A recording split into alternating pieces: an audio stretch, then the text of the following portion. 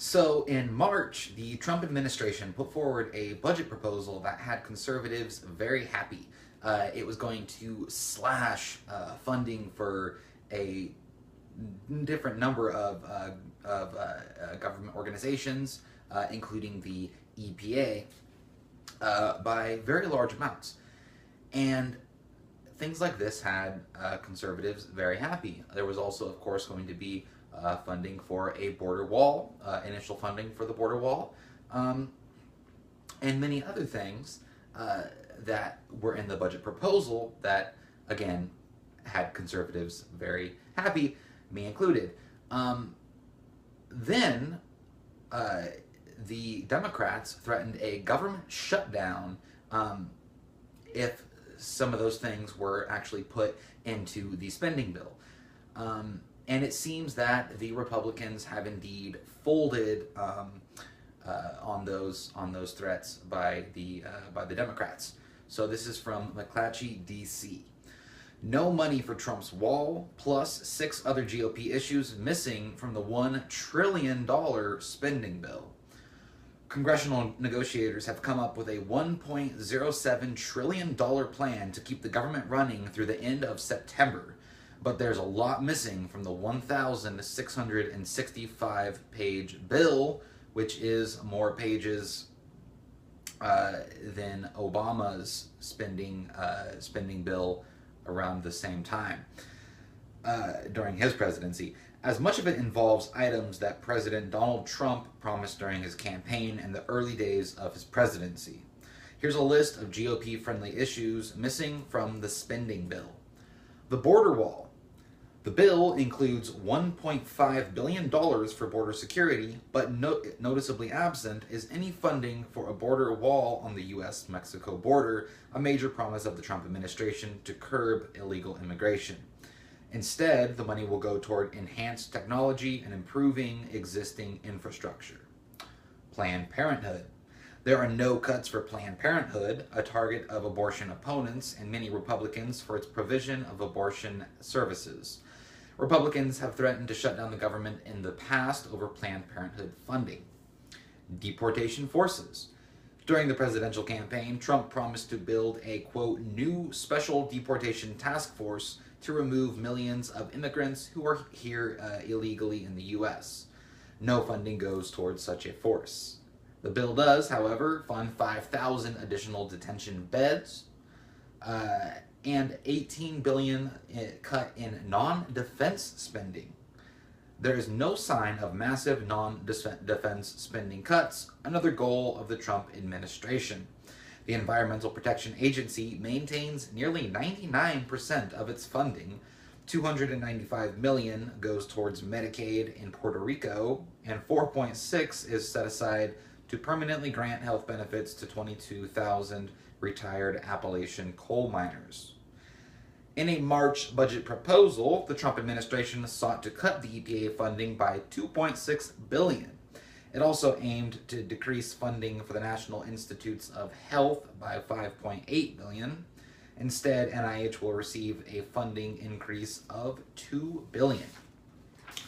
And of course, sanctuary cities. So-called sanctuary cities, which limit cooperation with the federal government on immigration law in order to shelter immigrants here illegally, will not be deprived of federal funding. Trump has threatened to withhold funds from sanctuary cities in the past. Cuba. The bill does not roll back President Barack Obama's easing of economic trade restrictions with Cuba, a goal of some Republicans, such as Senator Marco Rubio of Florida. It contains no language barring Americans from bringing home merchandise from Cuba or doing business with companies owned by Cuban officials or family members. Travel for educational purposes is also still allowed. In February, White House Press Secretary Sean Spicer said Trump would take a, quote, full review of U.S. foreign policy on Cuba. And marijuana. The bill bars the Department of Justice from using funds to interfere with medical marijuana use in states where it's legal. Operators of marijuana companies will still have to deal in cash, as lawmakers rejected a proposal that aimed to make it easier for cannabis shops to use banking services. So, of course, you've just got, a lot of capitulation to the Democrats. Um, there are, for a lot of people, for a lot of conservatives, this spending bill is pretty appalling for a lot of reasons. Not the slightest of which, obviously, the lack of funding for the border wall. That is a big issue for Trump's base, something that a lot of people want to see implemented as quickly as possible, policy-wise. And of course, you're probably not going to get everything that you want in a spending bill. The Republicans do, of course, still have to work with Democrats to pass a spending bill, at least to some degree. So I understand that, but that doesn't mean you have to give up so much. And I think a lot of people see the continued funding for sanctuary cities, the lack of the border wall funding, and many of these other things as being a step too far, and as giving the other side more leverage than it actually has. So for sure, a lot of conservatives are upset about this. A lot of Trump's base is upset about this, but there is a group of individuals that are not very upset about this, and I think it's very telling. That, of course, is the Democrats. This is from AP. No shutdown. 1.1 trillion agreement shows Democrats' clout. Erasing the threat of a disruptive government shutdown, the White House and top lawmakers endorsed a $1.1 trillion spending bill Monday to carry the nation through September. An agreement underscoring Democrats retain considerable clout in Donald Trump's turbulent presidency. Quote, "We thought we had the upper hand because a government shutdown would be on their shoulders, and we made that clear," Senate Minority Leader Chuck Schumer, Democrat New York, said in an interview. "We knew that if we didn't push things too far, we could get a good deal that made us happy, and that's what happened," quote unquote.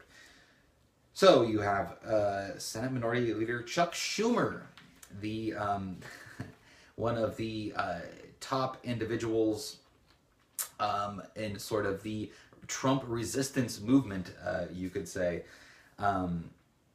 is coming out and saying, of course, we put the threat of a government shutdown out there, and the Republicans folded on it. Now, of course, it's interesting to note that during the Obama administration, there was a government shutdown because of Republicans refusing to fund Obamacare. And of course, when that happened, the Republicans were painted as the bad guys by the Democrats for trying to allow a government shutdown to happen. Now the tables are turned. You have the Democrats threatening a government shutdown, and somehow the Republicans are still the bad guys. And of course that, goes to a larger issue, which is that it doesn't seem to matter how many Republicans get voted into office and in how many different branches of government. It seems like Democrat policies always still seem to win over somehow, some way. And of course, it's due in large part to the fact that Republicans seem to have absolutely no backbone. And it is a big problem, and it is a problem that is not new, and one that does not seem to be going anywhere in the near future, even though we have a new administration. And of course, we have majorities in the House, majorities in the Senate. We have a Republican president. We have a conservative-leaning majority in the Supreme Court. We've won over record numbers of governorships. And, I mean, you name it, it just doesn't seem to make a difference.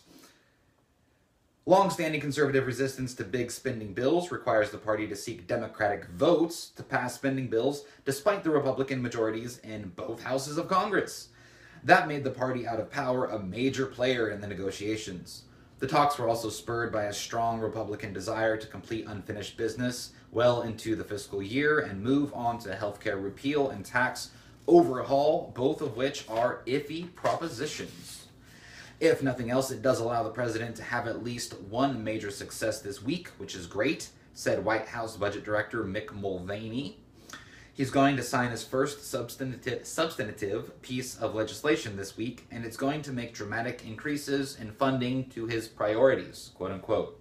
Interesting perspective on that. Some Republican conservatives remain wary.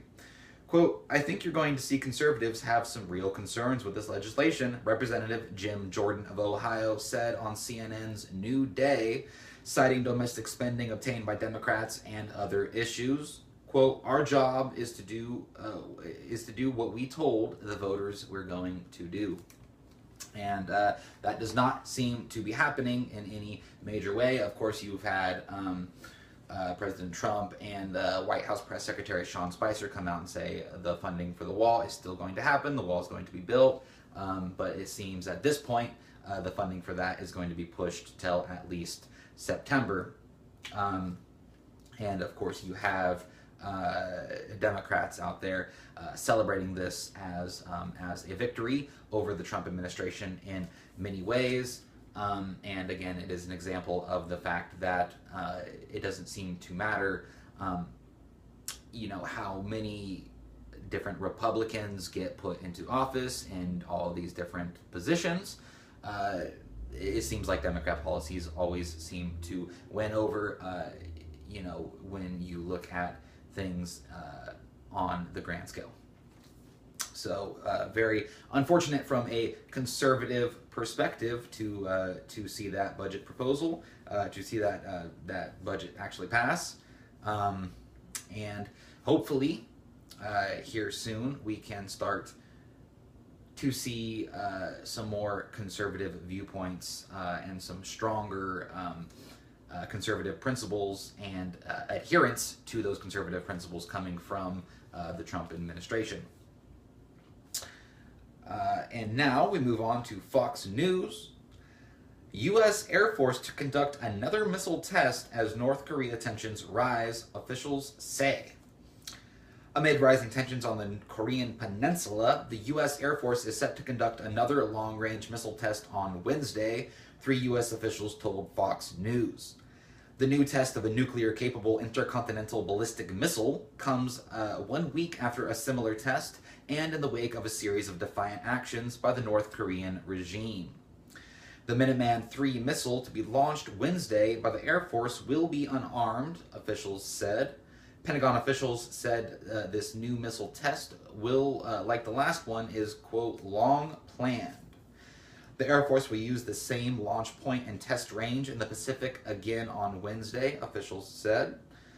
Last week, a Minuteman III was launched from Vandenberg Air Base in California and traveled roughly 4,200 miles before splashing down in the Kwajalein Atoll in the Marshall Islands, I probably butchered that, about 2,500 miles southwest of Hawaii in the Pacific Ocean. A new ICBM test comes days after another failed North Korean missile test on Saturday as the USS Carl Vinson has arrived off the North Korean peninsula to train with the South Korean Navy. The 30th Space Wing Commander, that's a cool title, Colonel John Moss said Minuteman launches have been essential to verify the status of the U.S. nuclear force and to demonstrate the national nuclear capabilities. Yes, in other words, we can actually launch a missile off the launch pad without it blowing up, so don't mess with us. And then moving on to Bloomberg Politics, Trump says he'd meet with Kim Jong-un under the right circumstances. Boy, would that be awkward. U.S. President Donald Trump said he would meet with Kim Jong-un amid heightened tensions over North Korea's nuclear program if the circumstances were right. I can't even begin to imagine what that meeting would be like. That would just that would just be, I mean, okay, so they got us, they had leaks from the conversations from, the Mexican president and the Australian president, his phone calls. I don't like leaks. I think they're bad. But that would be the conversation I would be the most interested to hear. Let's just put it that way. Quote, if it would be appropriate for me to meet with him, I absolutely would. I would be honored to do it, Trump said Monday in an Oval Office interview with Bloomberg News. If it's under the right circumstances, but I would do that, quote unquote. The U.S. has no diplomatic relations with North Korea, and as recently as last week, Secretary of State Rex Tillerson said the U.S. would negotiate with Kim's regime only if it made credible steps toward giving up its nuclear weapons and ballistic missiles. Quote, most political people would never say that, Trump said of his willingness to meet with a reclusive Kim, but I'm telling you under the right circumstances, I would meet with him. We have breaking news, quote unquote. Asked later about Trump's comments, White House Press Secretary Sean Spicer told reporters that, quote, clearly conditions are not there right now for a meeting. He said, we've got to see their provocative behavior ratcheted down. They won't meet anytime in the near future, said historian Andrei Lankov, a professor at Koom Kin University in Seoul. When asked about a potential meeting ahead of the Trump interview, quote, negotiations are not going to work because North Korea is never going to denuclearize. And of course, the rhetoric from North Korea has been intensifying. They're saying that a new nuclear test is, right down the road. They have still been at least attempting to do, ballistic missile tests. Many of them actually fail because,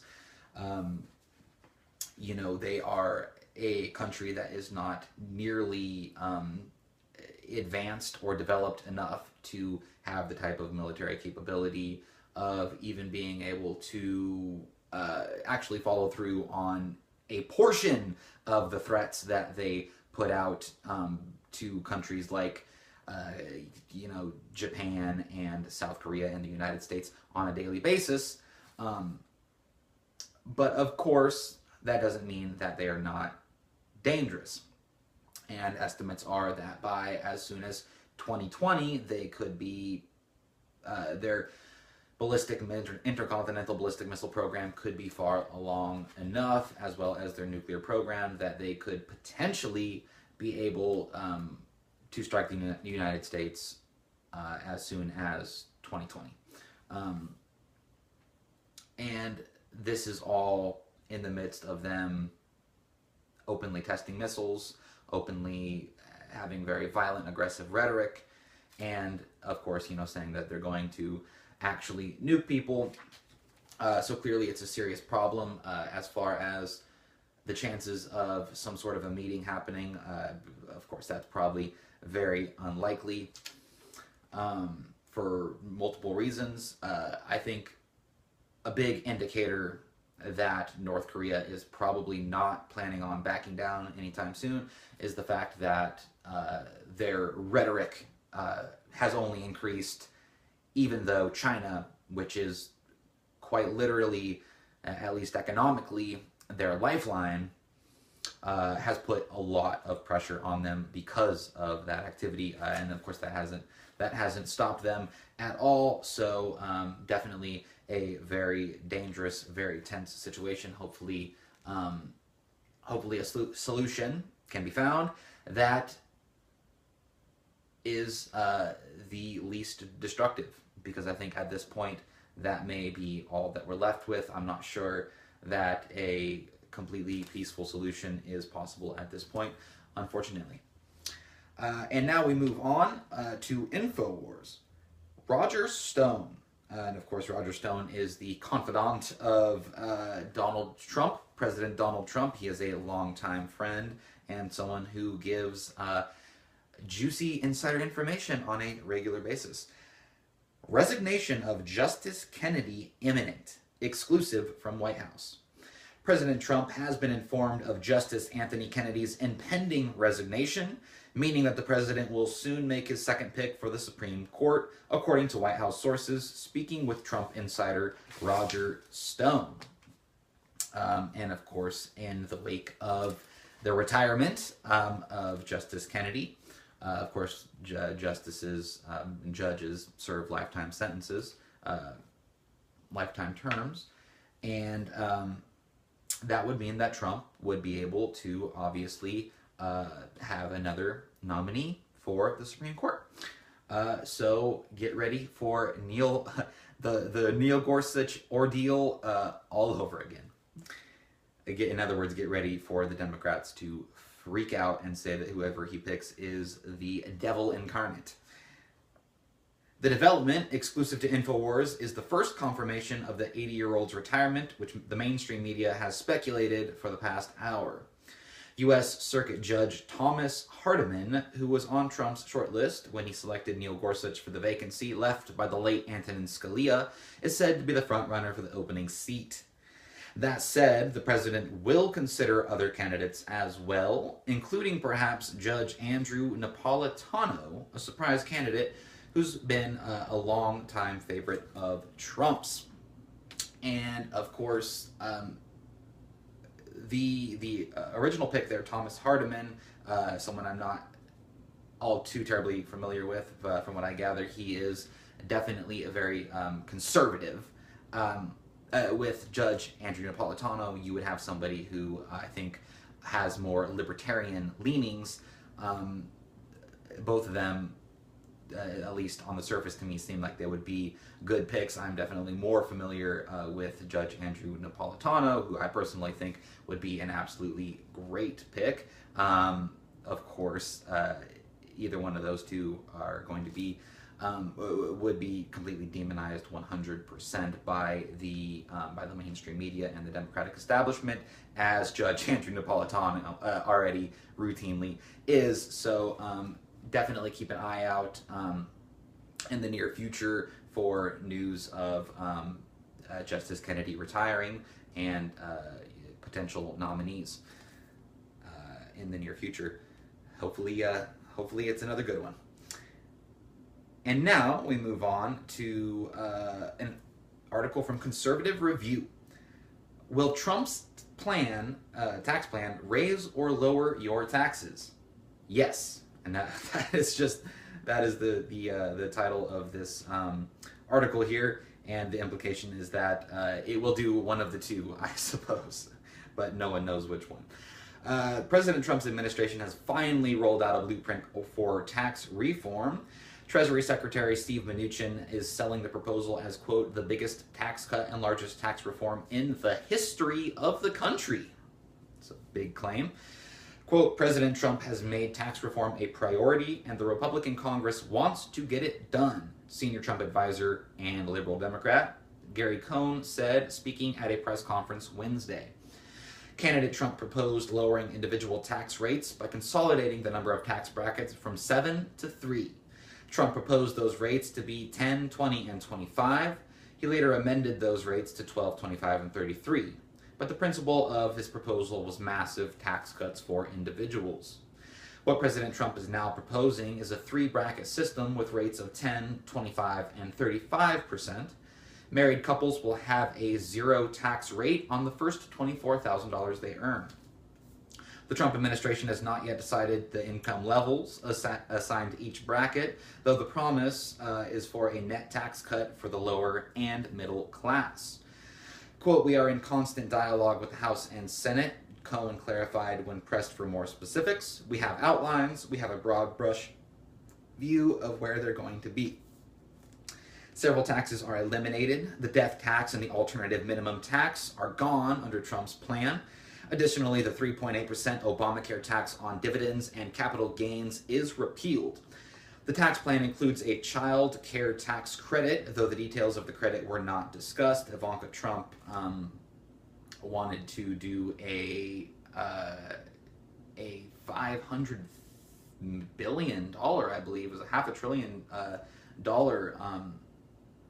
family leave plan, or a motherly leave plan. When you are pregnant at work, they pay you to to take care of the kid for a while.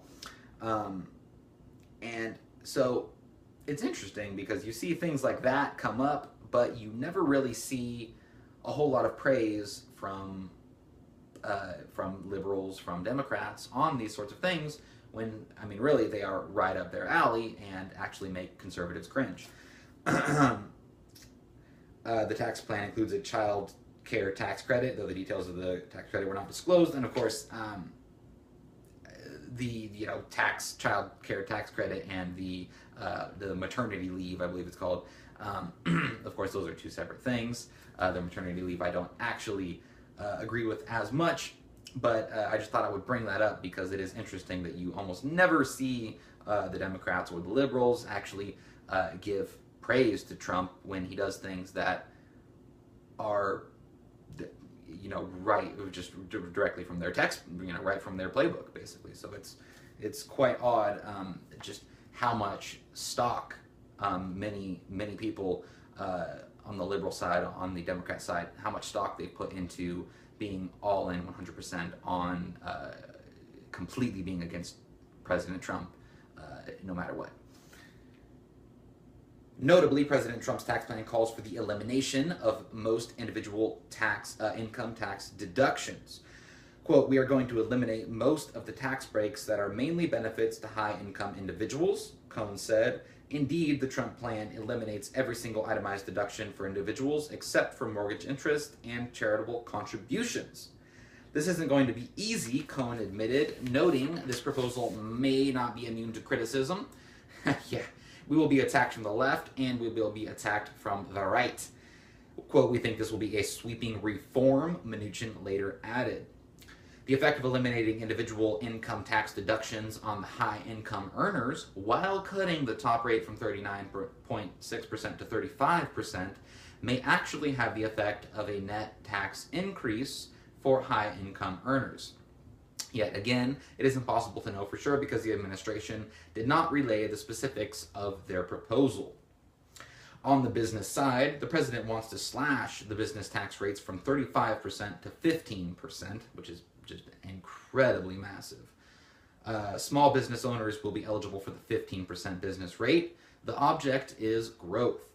The president's objective is creating economic growth, Mnuchin said. "We believe we can get back to 3% or higher GDP that is sustainable in this country." Additionally, there will be a one-time tax on overseas profits, a repatriation tax. President Trump has previously discussed cutting the repatriation tax on offshore business earnings from the current 35% to 10%. Secretary Mnuchin said the specifics of the repatriation tax rate are still under discussion. These are absolutely massive tax cuts that they're proposing. This is absolutely massive. Of course, they haven't got into who's going to fall into the certain brackets. So the individual tax rate may vary a bit. There may be some winners and losers there. But what they're saying is, of course, that they are planning on considerable tax cuts across the board for middle and lower income. And then, of course, people who are in the higher income bracket, because of mainly, of course, their tax rate will be cut. Many of them, anybody who's in the highest bracket now will go down to the 35% bracket. But of course, that's going to be offset by the fact that they're getting rid of the ability to write off all these different deductions, except for interest on your mortgage and charitable contributions. And most of these deductions, these itemized deductions, were utilized by higher income individuals. And it is absolutely hilarious because you have the Democrats and the mainstream media coming out and saying that this is a tax cut for the rich. It's completely ludicrous because quite possibly under this tax plan, the only people in any real way that are going to actually wind up paying more in taxes would potentially be higher income individuals. So, it's pretty ludicrous. And again, it just illustrates that it's not about the truth. It's not about the facts. For many people nowadays, it's about how can we smear President Donald Trump. And that's quite unfortunate because I think many people on the left wind up throwing out the baby with the bathwater because, again, President Trump has actually a lot of very liberal leanings, very liberal tendencies. Something that is often pointed out and critiqued by his conservative voters and his conservative base. But something that is not really capitalized on by the left in any sort of effective way. They just, at this point, seem like they want to just burn the whole system down. And then on top of that, you've also got the Trump administration in many ways that is actually folding to the demands of the Democrats in ways that are absolutely absurd. But this tax plan, on the surface, is wonderful. This is great. Hopefully it can get through, as close to as it is right now as possible, because definitely any cut in taxes is going to be, a welcome change. But absolutely, if we could get the corporate tax rate from 35% down to 15%. That is going to create such massive economic growth and an absolute boom in our economy. There is going to be just an exponential rise in the amount of jobs, and it is something that is much needed in this country. So definitely, a very great tax plan put forward by the Trump administration, and hopefully it doesn't get put through the cheese grater by the Democrats. And now we move on to my final story for the day from the Daily Wire. So we were just talking about some actually good economics, cutting, the tax rate, putting more money into actual taxpayers and businesses instead of putting it in the black hole of government.